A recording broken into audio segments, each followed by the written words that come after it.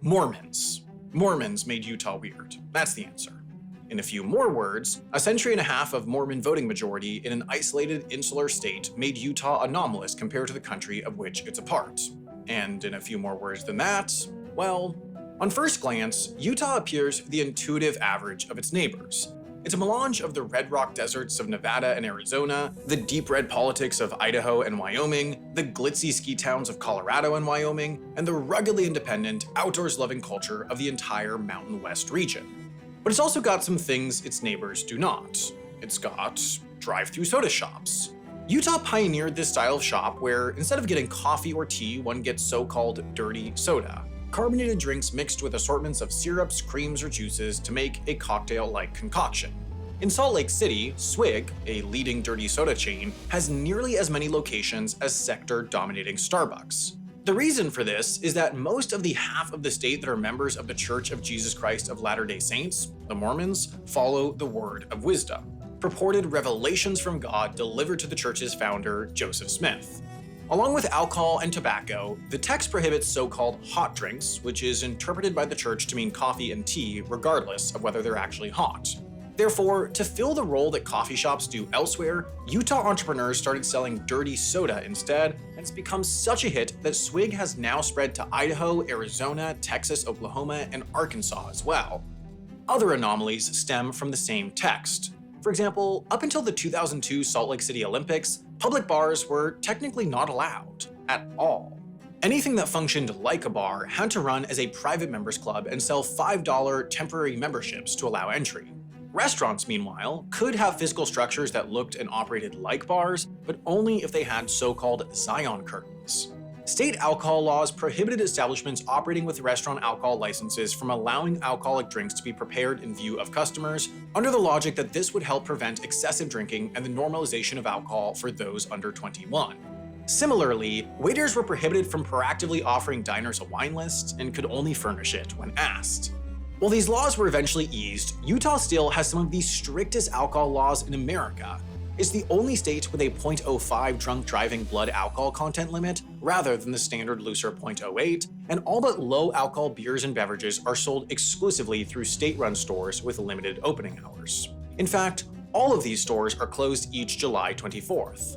While a perfectly normal day for the rest of the United States, each July 24th in Utah is what's called Pioneer Day. It celebrates the arrival of the first group of Mormon settlers to the Salt Lake Valley. Across the state, this is celebrated almost as a second Independence Day with Main Street parades, backyard parties, and evening fireworks. Fittingly, and perhaps pointedly, to accommodate this extra holiday, Utah does not typically celebrate Columbus Day each October, the holiday to commemorate the arrival of the Italian explorer to the Americas. Rather than celebrate European arrival to the Americas, they celebrate Mormon arrival to Utah. The wall between church and state in Utah can be, at times, blurry. For example, each of Utah's public high schools are allowed to permit, upon parents' request, up to an hour of so-called release time when students can learn off campus. In practice, this means for religious education. Utah law includes a litany of rules to make it clear that these off-campus religious classes are not technically part of the public education system, since that would likely violate the First Amendment. But day-to-day, Latter-day Saints seminary classes slide into the Utah high school experience almost seamlessly. At Bonneville High School near Ogden, for example, the seminary is right across the street and it schedules its classes to correspond with the high school schedule. So for fourth period, for example, one just walks across the street and learns about Joseph Smith. In fact, it's almost impossible to find a Utah high school without an adjacent seminary. At Dixie High School in St. George, in fact, the seminary sits in the exact center of the campus. While technically on its own property and fenced off, its main entrance faces the high school's parking lot rather than its own, and it sits on the direct path between the high school and its baseball fields. It is quite literally unavoidable. Considered an inevitability, many new high schools in the state draw a location for the seminary into their original architectural plans and count on selling the land to the church without a second thought.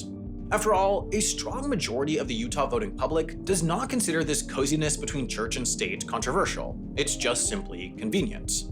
Among the US's two major political parties, the Republican side consistently supports a softer interpretation of the First Amendment as it relates to the separation of religion and government.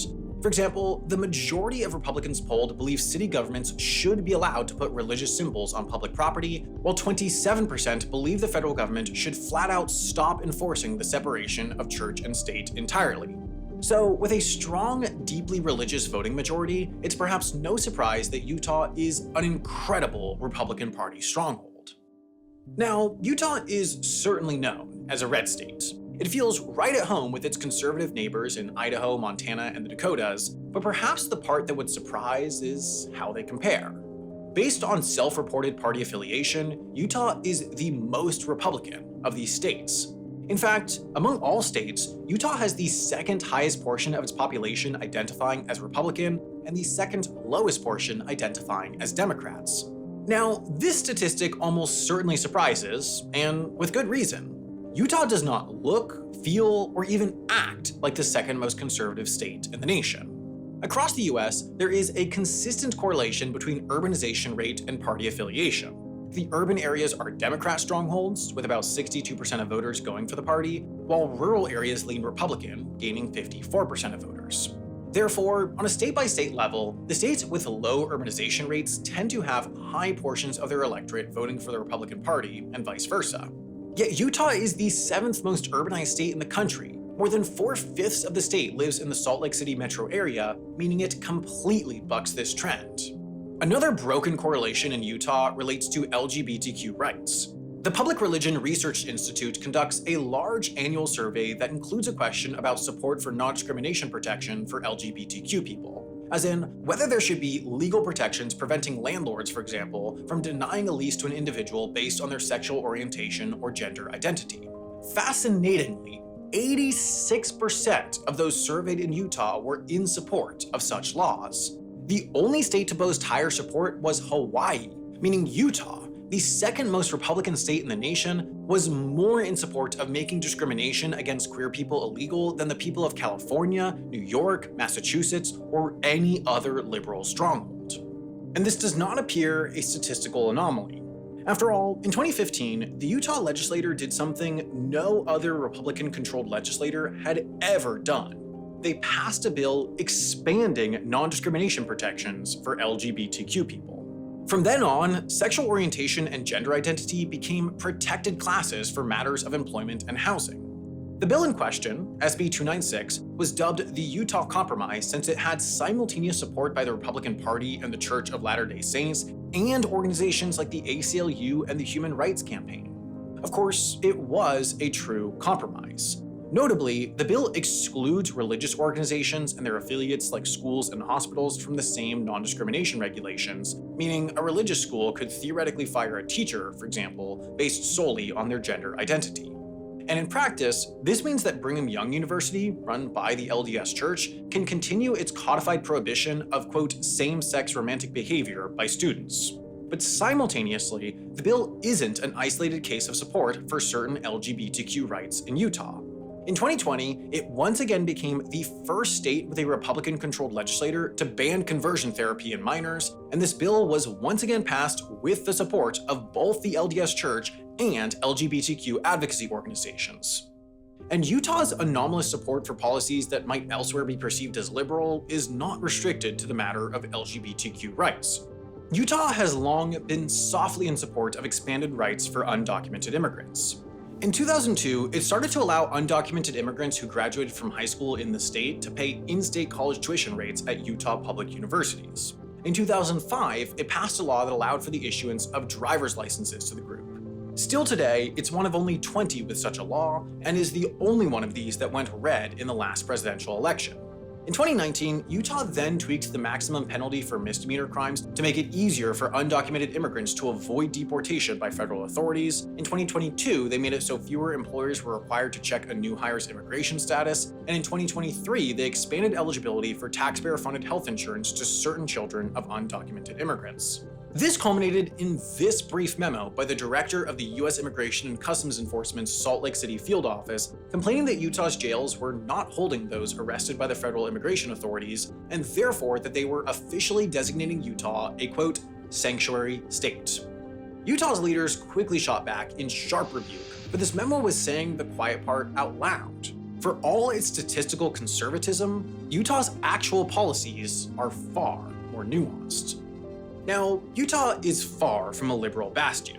The legislature overrode a veto by the governor to pass a ban on transgender girls in women's sports. It passed a near total abortion ban, even if it was later blocked by the state Supreme Court. And like many red states, it passed a series of laws allowing for the banning of individual books deemed objectionable from school libraries.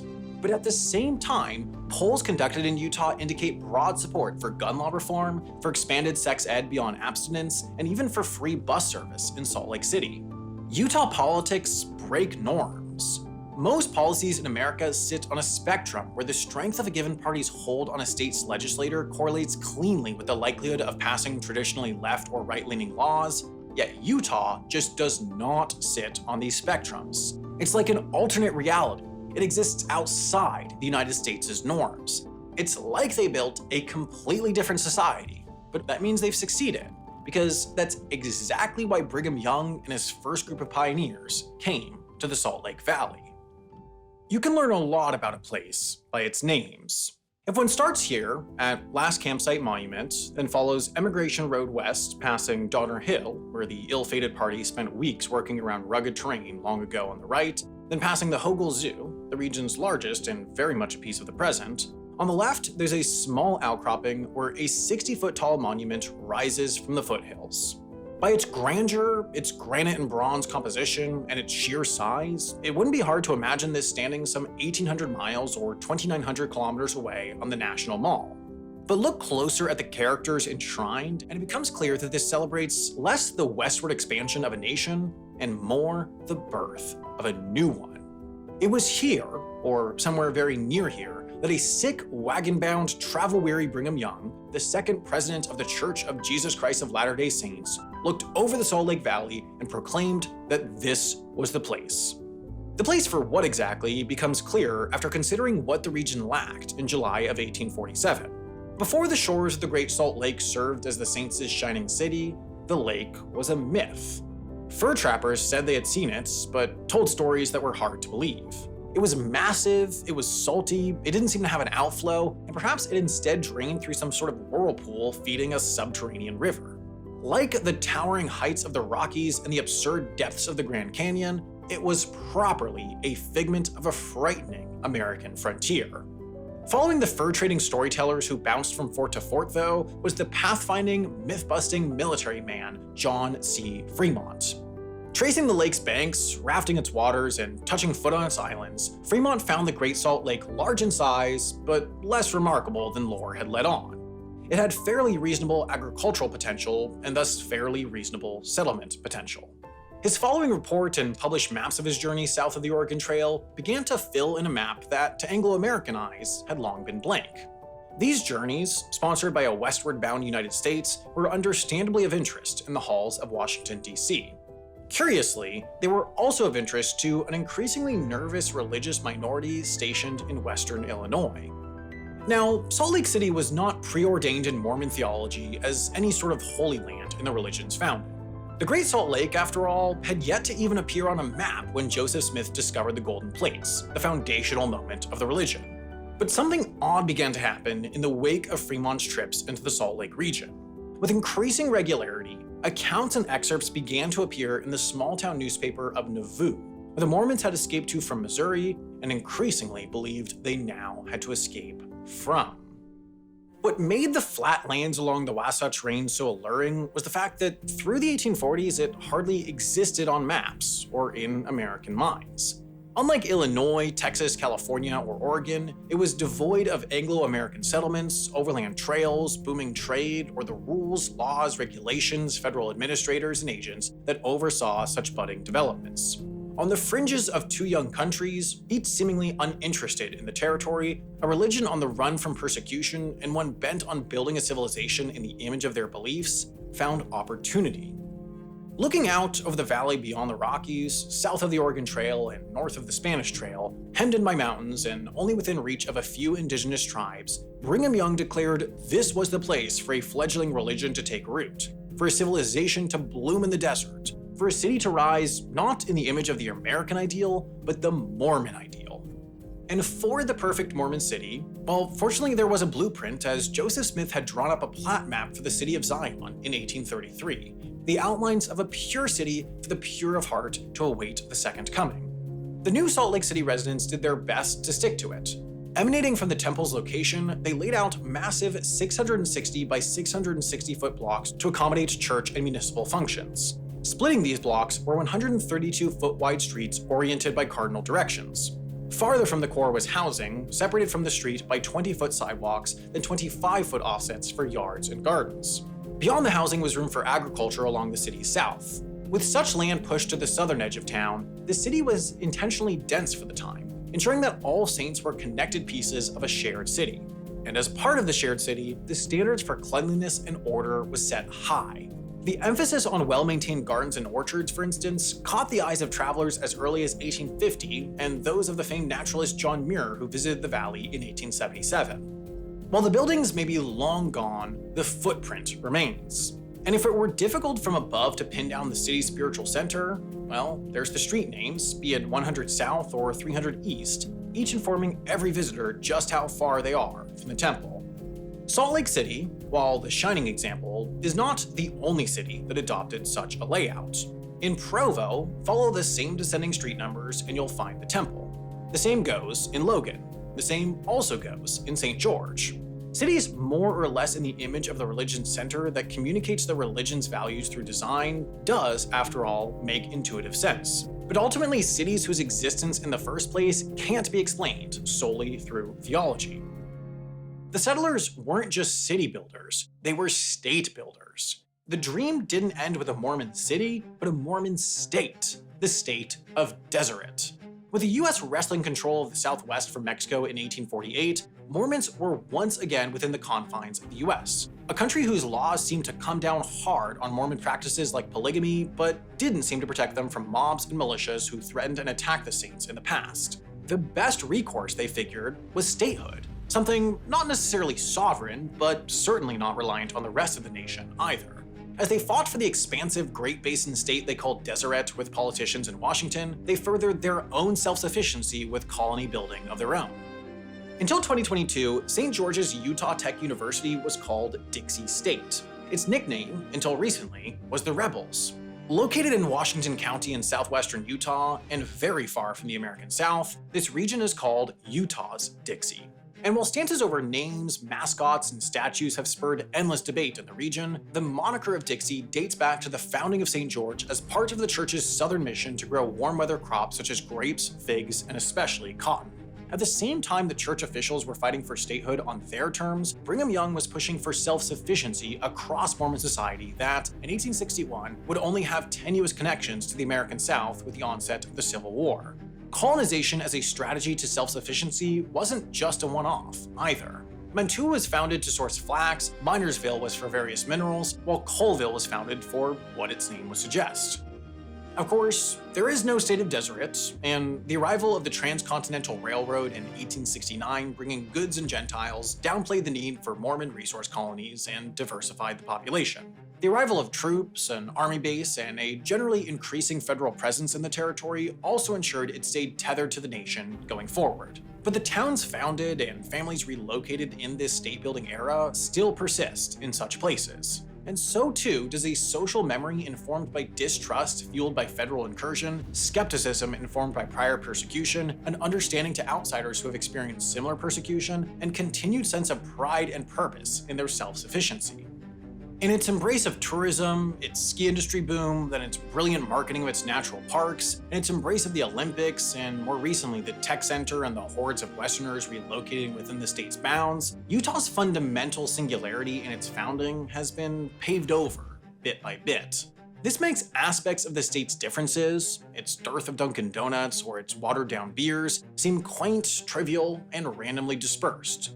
But here, opinion on LGBTQ or immigrant rights are informed by the same worldview that opens the doors for a burgeoning dirty soda market. One informed both by theology and a shared set of experiences now long mythologized that no state neighboring it, nor really any state in the Union, can mirror.